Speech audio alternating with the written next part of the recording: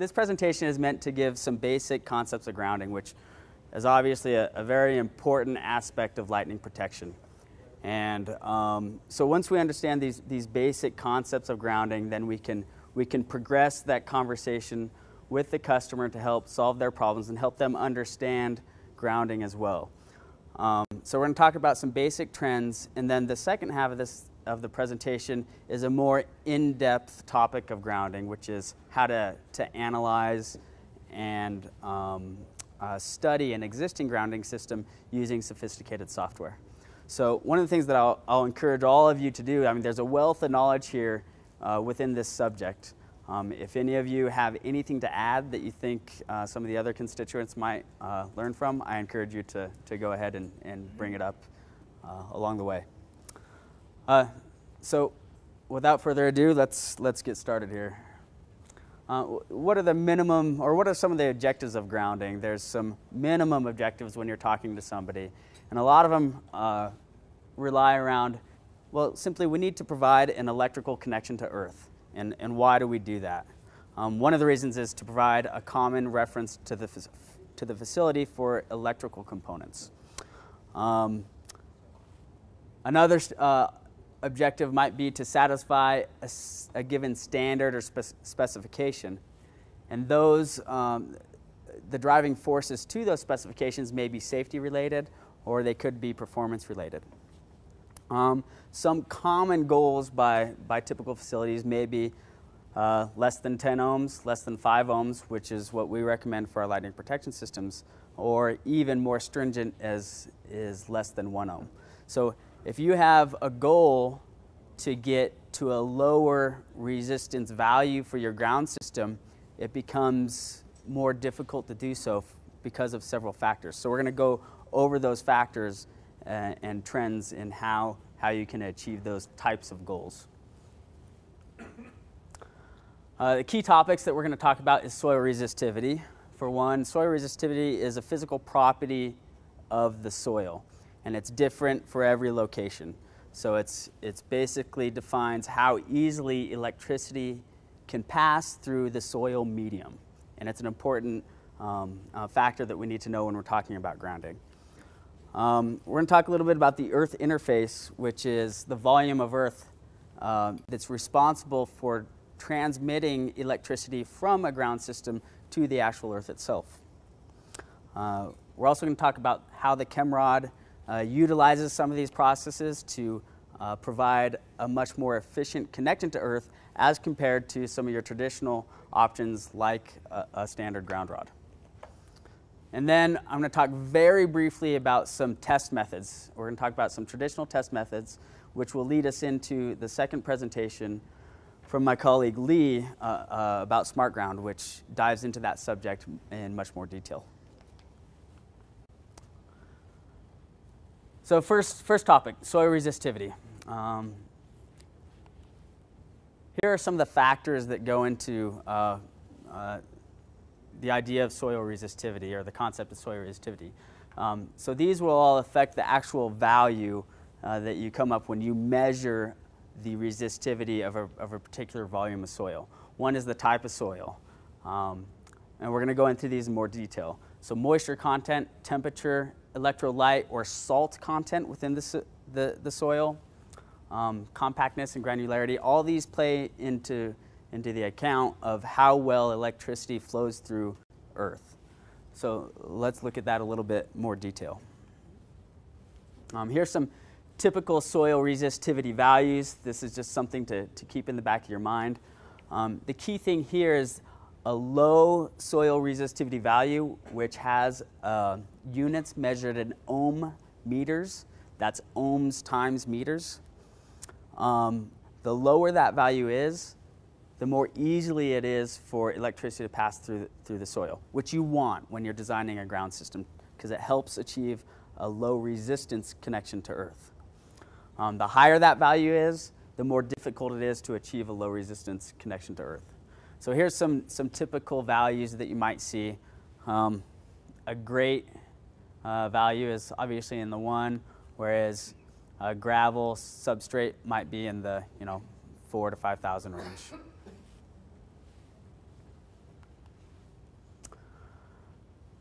This chart attempts to, or it explains how soil resistivity is affected by moisture moisture content within the soil. So the thing to take away from this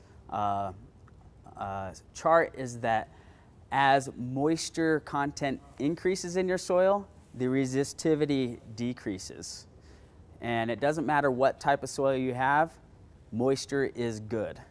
And the thing that I find really interesting is that there is sort of a point of not necessarily no return, but where you don't get any more gain for adding moisture. And that's right here, right about the 15% range. So if you can add 15% moisture content or more to your soil substrate, then you're going to basically achieve the maximum benefit in terms of soil resistivity or reduced soil resistivity. Let's look at how temperature affects soil resistivity. So obviously you want to add moisture to your soil to reduce the resistivity value.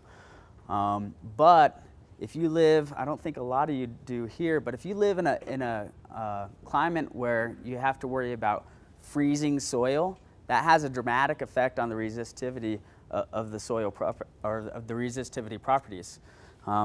So as you can see here, once the temperature drops below 0, the resistivity of that soil goes up dramatically, and it's because ice is a poor conductor of electricity, whereas liquid water is a good conductor of electricity.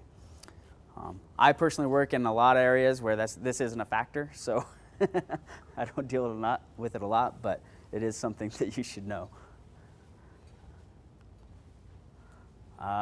So soil resistance versus salt content. As you know, seawater conducts electricity better than fresh water. So that's the same premise here. If you can increase the electrolytic or salt content in your soil, it's going to conduct electricity better.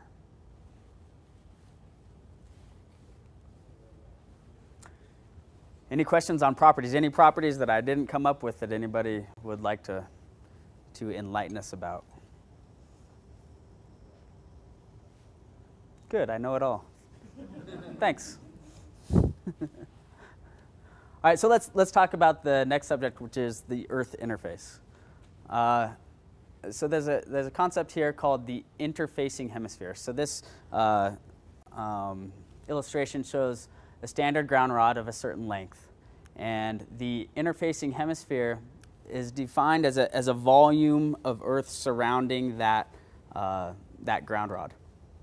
That ground rod has some specific parameters, and it's 1.1 times the length of the ground rod. So the longer ground rod that you drive into the ground, the bigger this interfacing hemisphere gets, essentially.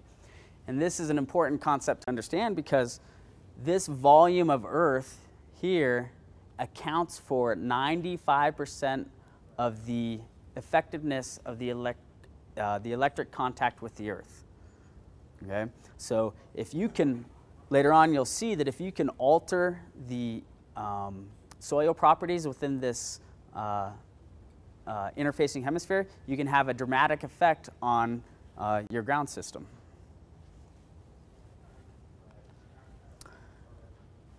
Another important concept to take away from this is that when you're installing multiple ground rods, you have to space them far enough apart so that these interfacing hemisphere volumes of Earth don't intersect, because you can't use the same volume of Earth to work twice. It's just physically impossible.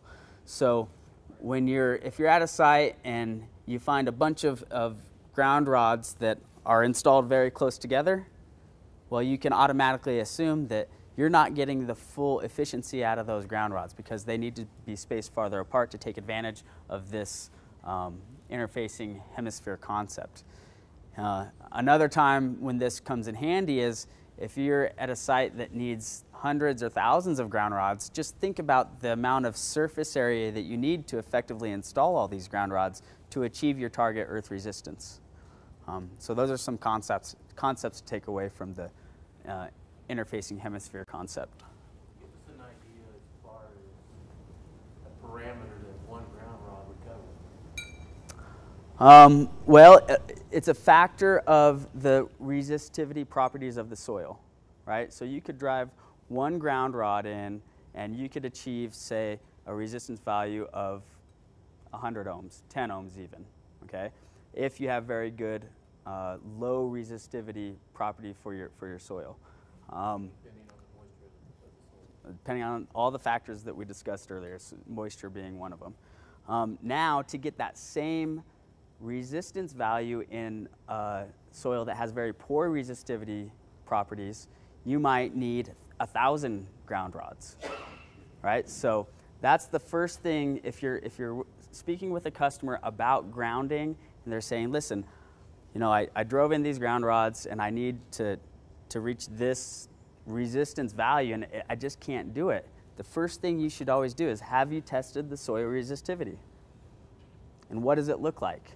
Because with that one parameter, you can do a lot of calculations, you can do a lot of assumptions, and you can do a lot of analysis. And without that parameter, you're really shooting in the dark. So it's a really important value to have. And you can only attain it by testing. I'm from North Texas, so basically we have very little rain. Right. By putting in a new site, they want to ground something. Right. They're just basically shooting in the wind when they're... Well, I feel for you, because some of my key clients here from the Middle East, they are just as dry or drier than you. So there's ways to attack that, and I think when we go into showing how the Chem-Rod takes advantage of some of these properties, you'll get a better sense of how you can have that conversation and meet the objectives in a more effective and cost-effective manner. So hold on, and if it don't answer your question, ask again, okay? When they sample to test the soil, where do they sample at? They sample on the site. No, I mean, at what depth do they? Good question. Yeah. So that's one of the parameters that you have to take into consideration. A good test will sample at multiple depths. So a lot of times you'll have stratification within the soil. You might have a 2-layer model, you might have a 3-layer model, or you might have a single-layer model. And the sophistication of the test methodology relates to how you can relate a value to that, to those layer types. So that's actually an in-depth conversation that Lee's going to talk about in his concept. Yeah, because that's getting back to why would you use a straight grounding rod versus an L shape? Right. And your soil is, you got nothing but rock in it. Exactly. There's two major reasons why one would do that. One, you can't physically drill through the rock to put in a straight ground rod or chem rod, right? So that's one reason. The other reason is, you know, the top layer of the soil has such excellent grounding properties that you want to take full advantage of that rather than going into a worse substrate below. Good questions. Anything else? So you would want a core sample to give you a representative of all stratuses? Well, the core sample is helpful, but it's not what we prefer. What we prefer is that we actually do a physical test on site, because you can't, with a core sample, you can go back to this sort of something like this right here, and you can say, well, this soil here is something like, you know, maybe like this, so therefore we're kind of in this range, and then the deeper soil is maybe something, you know, like that or something, so we can kind of guesstimate a resistivity model based on a core sample. But to really, truly understand something that you can design with, you have to do a test on site. Okay.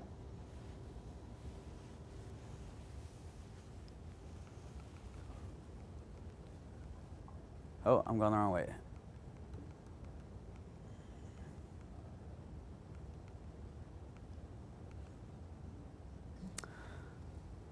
All right, so going back to the interfacing hemisphere concepts, the reality is, this is a little bit difficult chart to understand in my opinion, but what this is trying to show is that the farther apart you space ground rods, the more effective each individual ground rod is going to be.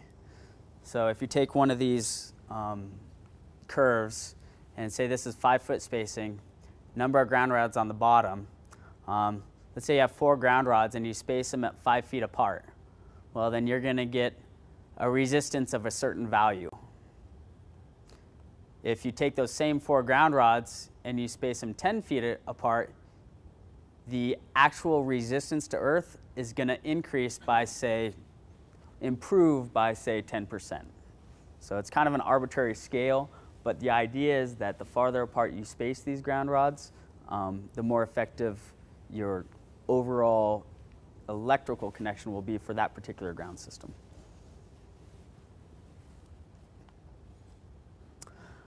So let's look at the Chem-Rod specifically and how it relates to these properties. Here's an illustration of a Chem-Rod. I'm assuming all of you have seen a Chem-Rod before, but we have a copper tube. Inside the copper tube is some salt. And then there's holes in the copper tube to allow that salt to condition the soil over time. We have a backfill directly around the Chem-Rod called GAF, which stands for Ground Augmentation Fill. This is a very low resistivity soil medium, or soil substitute. And then we have some other accessories. So those are basic components of a ground rod. As you can see, if you contrast that to just a regular, or I'm sorry, a Chem-Rod, if you compare that to a regular ground rod, the ground rod has a much smaller diameter and there's no salt to condition the soil, and there's typically no ground augmentation fill substrate around that ground rod. So those are the 2 key components that are different than a traditional ground rod. So I am an engineer, so I like to look at equations. I don't get to do it very often, but I do like to do it. So this is the resistance calculation for 1 ground rod. And if you have multiple ground rods, this equation changes a little bit. If you have different grounding configurations, it changes. But there are equations to actually calculate this. So I like to look at variables and look at how can we manipulate these values, these variables, to achieve our desired outcome. So the variables that we have here, R1 is the calculated resistance. That's what we're interested in figuring out. Rho is the soil resistivity, and that's a soil property, right? We can test for it. That's associated here. We have L, which is the ground rod length, big L, here and here. And we have the ground rod radius located here. So mathematically, let's look at those just briefly. The 2 variables that we can control the most, that have the most effect on the resistance of the ground rod, are 2, the soil resistivity and the ground rod diameter. So this is one of the critical things that I remember my professors telling me to do is, what happens as rho increase, soil resistivity increases in this formula? Well, the resistance of your ground rod to earth also increases. So it has a positive correlation, right? As soil resistivity increases, your resistance increases. As soil resistivity decreases, resistance decreases. So obviously, what do we want to do for soil resistivity? We want to drive it down whenever we can, right? Fairly simple. Let's look at ground rod diameter, alpha. Alpha is located here, and as alpha increases, you actually have the opposite effect on your resistance calculation. So as alpha increases, resistance decreases, and vice versa. You have an inverse effect. So what we want to do is we effectively want to increase the ground rod diameter to achieve a lower resistance. So how do we do that? First one, rho, affecting soil resistivity. The first concept is, as salt increases, soil resistivity decreases. That's why we have salt in the Chem-Rod. The salt, over time, leaches out of the Chem-Rod and conditions the soil, increasing the salinity and thereby reducing the resistivity within that interfacing hemisphere. So a positive result.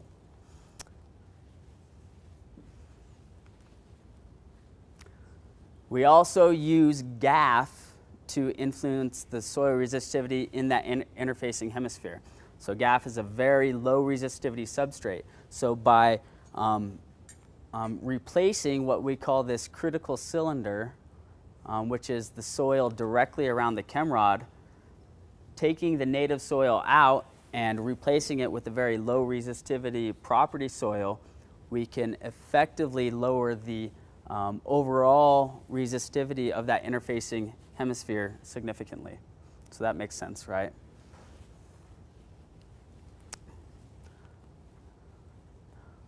Just a little bit of background on backfill.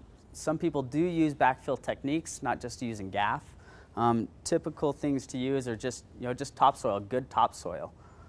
That'll certainly increase the effectiveness of a ground rod. Some people use conductive concrete, and it gives you an idea of what their soil resistivity values are.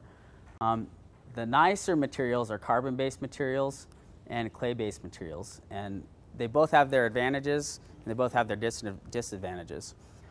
Carbon-based materials retain moisture very well, and as we know, we want to retain moisture to reduce the soil resistivity. The bad part about carbon-based materials is that when they dry out, they tend to shrink. So they have a high expansion and retraction coefficient. So if you have a bunch of carbon-based material centered around a ground rod and it dries out, it's going to pull away and lose physical contact with that ground rod. That's bad. The opposite is true for clay-based materials. They have a very low expansion coefficient, so when they dry out, there's less effect of them pulling away from the ground material, but they don't retain water very well. So those are the pros and cons to both of those. Taking that relationship one step further, what is GAF? What is the ground augmentation fill? Well, essentially, the key point is it's a blend of both carbon and clay-based materials to take advantage of the best of both of those properties. So it has a very low expansion coefficient, but it also retains water very well. Our value for GAF is around 0.5 or less than 0.5 ohm meters. So that's what we use in our calculations. And then just some examples. If you take a standard ground rod and you apply GAF, without GAF in 500 ohm meter soil, you can achieve an electrical resistance of 161 ohms. If you take that same ground rod and replace a 12-inch cylinder with GAF, you can reduce that to 27 ohms. And then if you make that cylinder bigger, you can reduce that resistance to 21 ohms.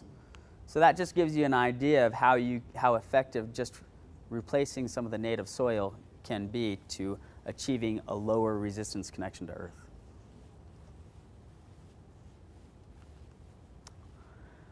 The second parameter in the equation is alpha, which relates to the rod diameter. So the first property that we use with the Chem-Rod is we just simply use a bigger tube. So a bigger tube is about 2.5 inches in diameter, as opposed to a standard ground rod, which is about 3/4 of an inch in diameter or even a 1/2 inch diameter. So there's a significant improvement there. But also, we have a concept of what we call the effective cylinder. And that means that the soil resistivity of GAF is so low that it's relatively close to the soil resistivity of the copper ground rod itself. Therefore, in our calculations, we can assume that the effective cylinder of the ground rod is actually much bigger than the Chem-Rod itself. It actually can be extended to the diameter of the cylinder that's used for the backfill. And that has a significant effect in the physical electrical resistance calculation to earth.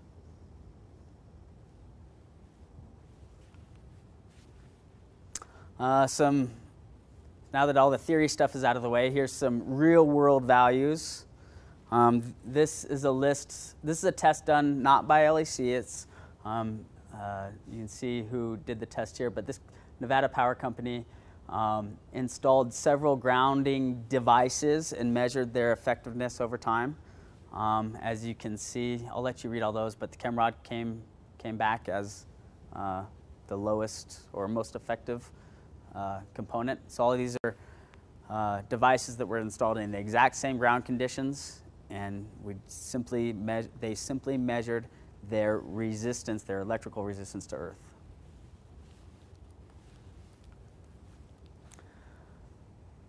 So what's the application of the Chem-Rod?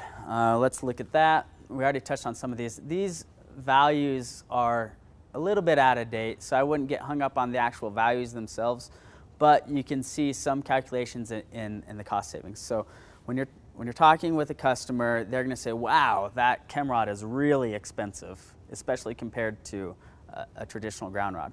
But what you have to do is you have to steer that conversation over to the total system cost, right? So in this case, we're going back to the 500 ohm meter soil, and we're trying to get down to a resistance of 2 ohms for a ground system. Well, if you do the calculation, that means you're going to need 246 ground rods. That's a significant amount of ground rods, right? So think about, go back to that interfacing hemisphere concept. How much land area do you need to install all those ground rods? You have to interconnect them. You have to have supporting wire to interconnect them, etc. So all that material, it's not just the ground rods themselves, it's all that material surrounding that ground rod or ground system installation. So the material cost is here about $13,500. You also have to factor in the labor cost to install 246 ground rods. In some parts of the world, that may be higher than another, right? So you have a total cost here and a total required area to effectively install those ground rods. So this may be a limiting factor as well. Conversely, you look at a standard Chem-Rod. Well, if you do the calculation, it turns out you only need 20 ground rod or Chem-Rods to achieve that same electrical connection of 2 ohms or less. So again, you do the calculations. Material cost may be a little bit higher per unit, but overall it's less, and the estimated labor is less, and therefore your total cost is less, and the total area required is less. So it really is a true advantage to use the Chem-Rod as compared to a traditional ground system, especially in dry climates. So going back to West Texas or a Panhandle, you typically have poor resistivity soil conditions. So that's where the Chem-Rod is gonna be most advantageous to use, as opposed to maybe somewhere in Louisiana where the soil is very wet and there's a low resistivity value. And the final topic, which I'll go over relatively quickly because it leads us into the next topic, which is smart ground, is how do we test this stuff, right? There's two things that we want to test. One, what is the soil resistivity, right? I said you need to know the soil resistivity. How do you find that out? The next thing is, if you have an existing ground system, how do you test what the actual electrical resistance is? So these are the two tests that I'm going to cover very briefly at a high level. The first test is measuring soil resistivity. It's commonly referred to as just the soil resistivity test. You purchase a meter, not manufactured by LEC, but there are several manufacturers of this meter. Some people refer to it as the 4-point test because there's 4 probes. So essentially what you do is there's 4 terminals in the meter that you purchase. You hook these up to these 4 probes as illustrated here, where your depth B is related to the spacing between the probes, right? And the relationship is 20 times B. So the farther down you go, the farther distance you have to space these probes. And so the farther down you go, you're actually measuring the soil resistivity at each of these levels, right? So you drive in these probes in these intervals, you push a button on the meter, and it gives you a value, just like that. So that's your soil resistivity. Now when you do a test like this on site, what you're going to want to do is you're going to want to get several data points. You're going to want to get multiple tests at different soil depths, and you're going to want to configure these probes so that they're in different directions at the facility. So crossways, diagonal, etc. So this is a very simple way to calculate the soil resistivity at a facility. Now, is it accurate? There's some accuracy to it, but as you'll see, there's some problems with it as well. And there's much more accurate ways to measure it. But that's a simple way. The next one is measuring ground resistance, and it's commonly referred to as the fall of potential test. This is an illustration. If you have an existing ground rod, how do you measure its resistance to earth? And again, it comes back to where you have a meter. You hook one of those probes to the ground rod that you're testing, and two other probes to go to two other ground rods. One's called the current test probe, and one is called the voltage test probe. So what you need to do is you need to install the current test probe far away from the ground rod or the ground system that you're testing to get an accurate result. And as you can see here, the distance is defined as 2.2 times the length of the ground rod. So if you're measuring like just one single ground rod, this is a reasonable test to perform because it's easier to do logistically. But as the ground rod or the ground system becomes more complicated and it takes up more area, this distance gets very large and very difficult to apply using this basic technique, which Lee will go into in more detail. But for simplicity purposes, you install this current test probe, 2.2 times the length of your ground rod, and then you have a voltage test probe. And what you do is you install this at different intervals between the current test probe and the ground rod under test. At each of those intervals, you get a data point using the meter.